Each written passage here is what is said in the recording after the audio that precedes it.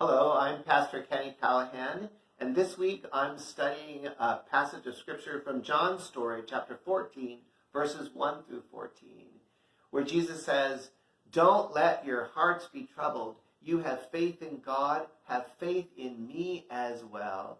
At this point in the story, it's Thursday evening, the night before Jesus' crucifixion. Jesus not only knows that he will soon leave this world, but he also tries to prepare his disciples for the events that will transpire. So it's in this context that Jesus says, "Don't let your hearts be troubled." And then he goes on very quickly to start talking about going away and preparing places and then coming back again. No wonder why the disciples felt like they were losing their mind. They were probably having a panic attack and just freaking out. We would do the same. We too would be having a tough time. And yet, Jesus allowed the disciples, in all of their fear, in all of their panic, in all of their freaking out, to ask questions. And Philip said something like, "If you want us to trust you, Jesus, you have to show us Abba God. You have to show us what God looks like so that we can really believe it's going to be okay."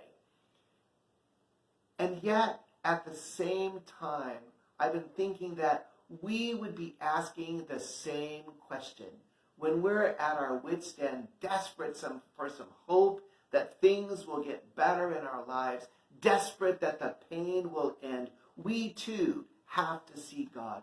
We too need to know and be reassured and get a glimmer of hope that what we have heard and learned about God is just not some false story, but that it's true. And we say, we just need to see God. Jesus reminds the disciples just the same way that Jesus reminds us. Whoever has seen me has seen Abba God. And there you have it. Through the life and ministry of Jesus, we see the transforming love and grace of God in action. As followers of Jesus, every time we care for ourselves and others, we share the love of God.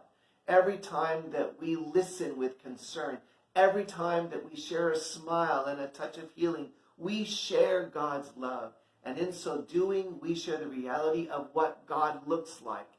Because what we see in Jesus and those who follow Jesus is what God's love looks like. It's what God looks like. Love. Pure love for you and for me.